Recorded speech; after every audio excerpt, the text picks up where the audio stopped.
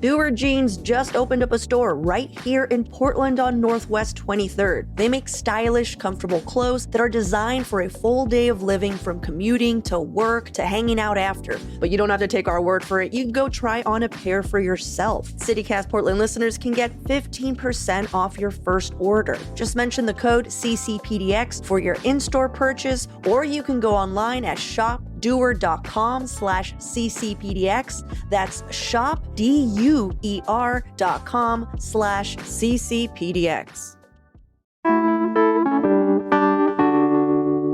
The Oregon Renaissance Fair has grown significantly from its primarily volunteer-run one-weekend opening back in 2016.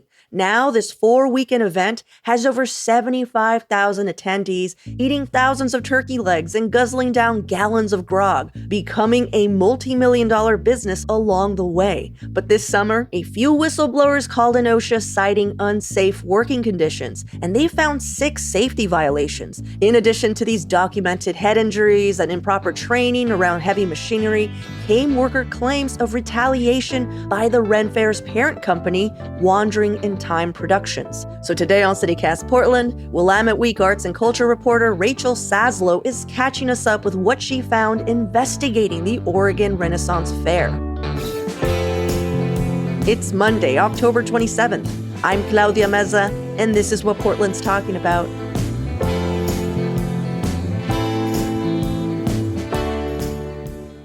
So Renaissance fairs are kind of a cultural phenomenon, because in my youth, I don't know, Rachel, if it was the same with you, Ren fairs were strictly for LARPers and people who romanticized eras that lacked proper sanitation.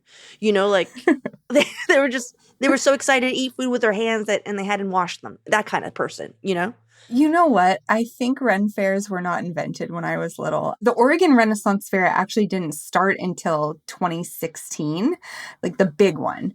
But the point remains, it was extremely fringy and small and specific in the early days. And now it is just getting bigger and bigger and more. It's still not mainstream, but it's becoming more mainstream. Even if people don't go, I feel like there is a general cultural awareness that in the summer, everyone's going to cosplay every weekend at a fairground and eat turkey legs. Right? Yes. So where I grew up, we had this chain. I forget what it's called. And I know Julia, my producer, knows because she also grew up around the same area. But basically, it's kind of like a dinner Ren fair where you go and they're medieval times. There we go. Medieval times. Yes. I've heard of this too. Okay. Yes. So we had medieval times. And I feel like because of that idea clicked off. This is where I think Ren fairs came from, because they started, I feel like we're probably similar in age, Rachel. And I feel like they started in the 90s, just slowly, like just a little one-off, just like, oh, I love turkey legs, just I'm interested in jousting. Yeah, it's just, oh. And so anyhow, now we are here where everyone's just like, we're going to the Ren Fair. Would you ever go to one? For sure. Now that I've done this reporting too, I'm especially interested to see the whole thing. I'm interested naturally in subcultures. So it's right. Even if it's not my subculture, when there's a group of people that are that passionate about something very specific, I'm interested. So no, I don't think I will ever become a Rennie, which is what they're called. Okay. Yeah, that's what they call themselves. Is like when you're really into it, you are a Rennie, and it's a huge part of people's identities. And they travel all summer for them through multiple states. It's a whole thing. So no, I don't think I'm headed in that direction. But definitely now that I know more about it, next summer I would be very curious to spend a day there and just see what it's all about. Okay, so I need you to know that part of the questions was to ask you if you've ever been to one, and I crossed it out because I was like, Rachel's not been to one. What? And that's what I jumped straight to, would you ever go to one? That's hilarious. I just need you to know that's how much I know you now. Okay. I like that for us, but I would have appreciated some credit that I would have done it just to go out of curiosity for sure. Oh, I love it. You're like, because I wrote a story about it. So I thought maybe you would assume I've been there. And I'm like, no. So tell me about Oregon and Washington's Ren fairs. They're run by the same company, I'm learning. Yes, it's called Wandering in Time Productions, which I love. And they are sort of like sister Ren fairs. They have the same management group. It's a super confusing management structure, actually, where there's a for-profit arm and a nonprofit arm and a couple different nonprofits involved, which ends up being very confusing for the employees. But in general, they are run by the same company, and there's actually been a lot more media attention on sort of wrongdoing at the Washington Renaissance Fair. Mm. There's been some Seattle Met magazine coverage of them mistreating their volunteers, but there hadn't really been any coverage of wrongdoing at the Oregon Ren Fair. And then I got a tip from this whistleblower group that wanted us to write about it. And so that's how I started looking into it. Interesting. I feel like whenever a for-profit has a nonprofit arm and several of them, the confusion that everyone feels is the purpose of that. Totally. Do you know?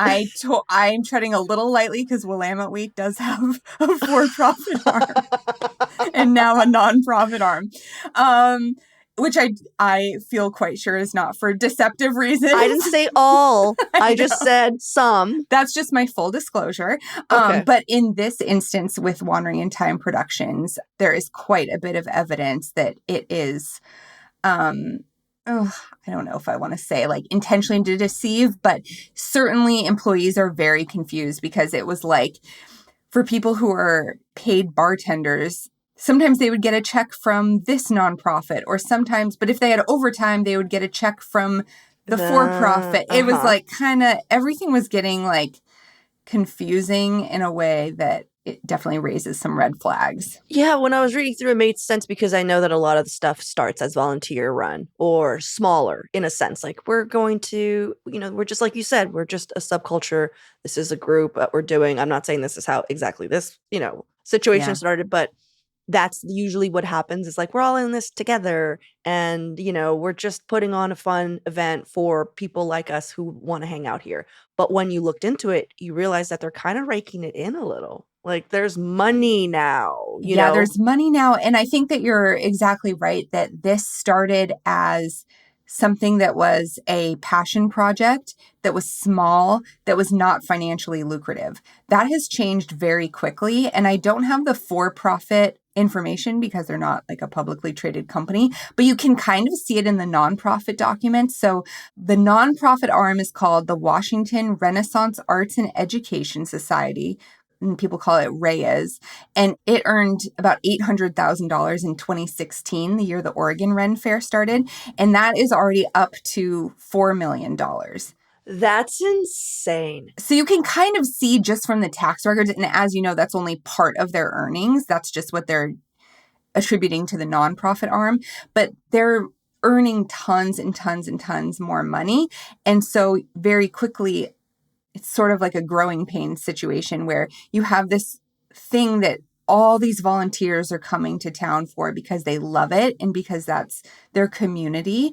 But suddenly when there's like big money involved and this fair needs to quickly evolve to meet the moment, that is a huge challenge for an organization or a company. Right.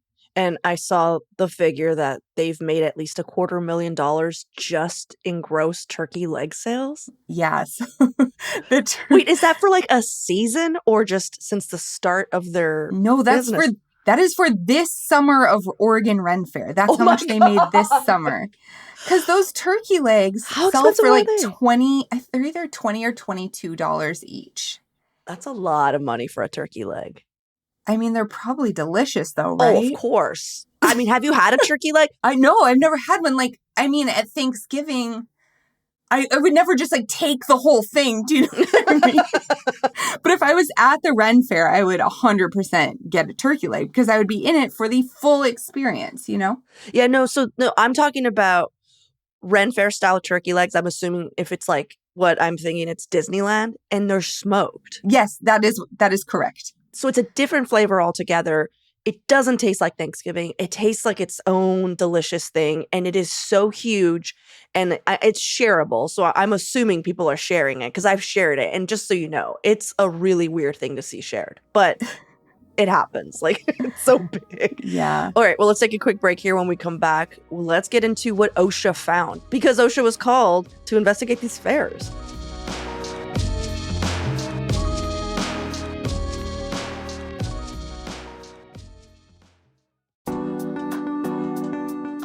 You know, traveling after Labor Day might be a cheat code because trails and beaches are less crowded and we're past all those scorching hot days. So if you're looking to explore a bit more of Oregon before the rains come, skip Airbnb and Vrbo and hit up Cascadia Getaways. They're locally owned and operated by Oregonians who love this state as much as you do. Plus, they're on average 5 to 15% cheaper than most of these larger vacation rental platforms. They've got stunning homes across Mount Hood, the coast, Central Oregon, and more. And if you're currently in the market for someone to manage your vacation property, Cascadia Getaways is always looking for local partners. Whether you choose to book with Cascadia Getaways or another property manager, remember just to book direct, book local, save money. It's a win-win. Visit CascadiaGetaways.com to book your next trip or connect with their team. That's CascadiaGetaways.com.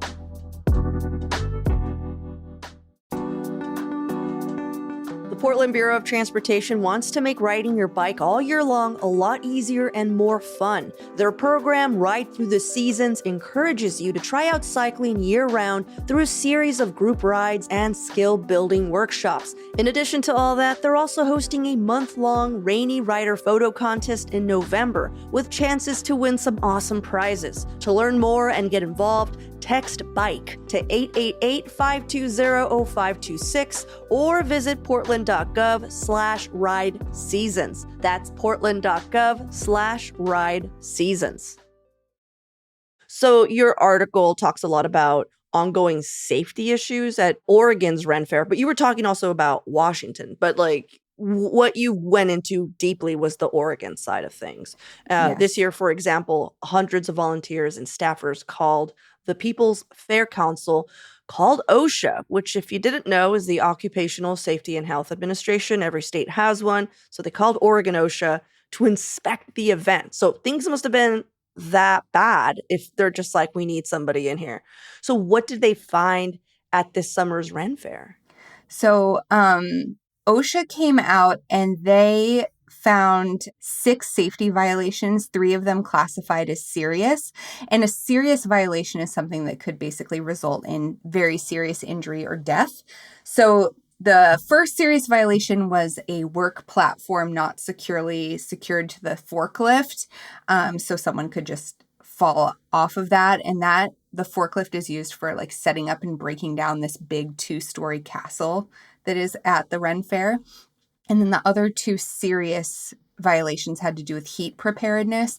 So Wandering in Time Productions didn't have a plan for when the heat index got up over 80 degrees because they should have been providing like water, shade, rest breaks, and like have like a written plan for what to do when it started getting for the hot. workers. For some reason, when you said heat preparedness, I was like, what's going on with the turkey legs? But you're talking about... You were concerned about the smoking temperature of your turkey legs? Well, if we're going next summer, like, I want to feel secure you want to be in ready. our perches. Do they have the meat thermometer ready to go? No, exactly. No, That's what for humans. I get it now. OSHA, yes, of course. Also, there are horses because there's live jousting at these things. So it's humans and livestock. So those were the big serious violations. And they got dinged for a couple $1,000s for that. But mostly, then they have this public record saying that they were running an unsafe work environment. But the reason that the People's Fair Council, which is this whistleblower group, the leaders of it called OSHA to come out to the fair was because last summer, 2 employees got head injuries working at the Oregon Ren Fair. And I interviewed both of those ladies and they both had concussions. They were employees. They weren't volunteers. And they were both also terminated right after they were injured, which is also very problematic. And so because of those workplace injuries last summer, that's what made the whistleblower group call to be like, hey, this summer you guys need to like go out there and really check it out and see if this is being set up safely. Yeah. And that's what piqued my interest was the possible retaliation. I know you spoke about these head injuries, was there anything else, any other incident where the People's Fair Council brought something to your attention? They were just like, and this thing, you I know? mean, honestly, so much. It was one of those interviews when I first talked to the people at the council. They have been researching and going after Wandering in Time Productions for about, I'd say 6 months or so. And Wow. they had so many documents. They had so much lived experience of going to these fairs, and honestly, such hard feelings, because they were those people who started as volunteers who loved the fair and they were like Rennies to the core. And then they saw this fair kind of evolve into something much more lucrative and much different that did not feel like they were taking care of their people anymore. And so they had these super hard feelings and a lot of information. And the interview was honestly extremely overwhelming. It was one of those interviews where it was so much information coming at me. And as I was in the conversation, I kept being like, okay, what am I going to be able to verify, Mm-hmm. like lock down enough that I can run it in the newspaper? And what do I have to let go of? So honestly, this OSHA violation was just something that I knew I could lock down. It was Oregon focused. It's very document based. Like I can say for sure what is in these documents, and I can really like expose this little piece of it. But honestly, this article felt like sort of tip of the iceberg in terms of the cultural implications of what's going on at the Ren Fair, just within the Rennie community, larger issues about how they are not treating their volunteers well or looking out for them, which sort of I get into, but really the coverage up in Seattle has gone far more into the volunteer angle of it. But there was just so much that I couldn't like really nail down or verify for a lot of reasons, but I'm really glad I was able to like really do this angle of it justice. Well, the thing about Portlanders is that they don't want to support an organization that's abusing their workers or is very clearly not really caring for them. So this should be a thing that should be a top of mind. Because, when I think of, again, going back to like who goes to these fairs, like Portland is ripe. Totally. You know? Totally. There's costuming. We love Yeah, costuming. exactly. We love costuming. We love themed foods. We love We so do. many of these things, Mm-hmm. Like this whole time when you were talking about this, console, the people who came to you, I saw them fully decked. I know they were wearing civilian clothes, but in my head, I saw kilts. I saw like, the little shirts that are really tight around here for the women. Oh, for sure. And it was so funny because they could flip in and out of like their Rennie world so quickly. So I was interviewing this one person and we were just having like a regular conversation. I was like, oh, and so what was your job at the Ren Fair? And she was like, I was a tavern wench. And then kept going with the conversation. I'm like, oh, okay. And I was like, can you like just tell me a little bit more about being a tavern wench? And then I quickly figured out that meant bartender. But just they're like Yeah. so in that world, they kind of forget that like some things don't really translate exactly. Oh, man. It was awesome. Just a reporter's dream. Well, where does this leave everybody off? What's going to happen with OSHA? Like, are they appealing? Like, is there going to be a Ren Fair next summer? Like, what's happening? I feel quite confident there will be a Ren Fair next summer. Okay. I feel quite confident I will try to go for an afternoon just to check it out. I just need to see the whole thing now. I hear you. Yeah, so Wandering in Time Productions has appealed their safety violations. They have not paid them because they are appealing and saying that it was not justified. And after my article published, the People's Fair Council saw that they had appealed the safety violations and got very furious and sent a bunch of supporting documents to OSHA, photos, videos, documentation saying like, this is more and more and more evidence that these are unsafe workplaces. I mean, they are out for blood. This whistleblower group is not messing around. They have a serious attention to detail and a serious axe to grind. They're going for it. It's really crazy. So I mean, not crazy. They really believe what they believe in. I think that that's noble. But yeah, I do think there will be a Ren Fair. I'm not sure if their appeal will be successful or not. I need to call OSHA and find out and see where that stands. And yeah, people, if they go, maybe read the article first, just so you have a little background. I'm not saying, I mean, it's not for me to decide what anyone does in their free time, but I'm not saying it's so egregious that I should say to anyone else, like, don't ever go to Ren fairs, but maybe it's helpful background for people to know, like, wow, this fair, what you see today is a very enlarged version of what was here a decade ago. Man, just like everything, money. I know, right? Even the Rennies, even the tavern wenches. Even the tavern wenches are feeling the brute force of capitalism. And where do you go? Because I mean, that was part of the whole thing, is like, we don't have to deal with the social norms and, you know, whatever. Like, I can just be a tavern wench. Be a tavern wench. Wear fairy wings. There's a lot of like fairy wings. Even with this. Well, I hope that they figure it out. I hope that these people get restitution, because this is awful. If it's all true, which, why would you bring in OSHA if it's not? I just hope that this sorts itself out, because I can imagine a lot of Portlanders being really feeling icky if going to a Ren fair and feeling just like, oh man, Yeah, my hope moving forward is that the Ren Fair next summer is a safe workplace, that it is up to the full OSHA standards. And I just really hope that Wandering in Time Productions is taking care of its employees, that they are, if someone is a paid employee, that they are being paid fairly, they're being paid overtime, they are given heat breaks. You know what I mean? Like, I just hope that this is a wake-up call to get everything up to the standard it needs to be at for such an enormous seasonal event. And if it does, and if it, all this does happen, Rachel, you, me, and a turkey leg? Yes, let's do it. Okay, cool.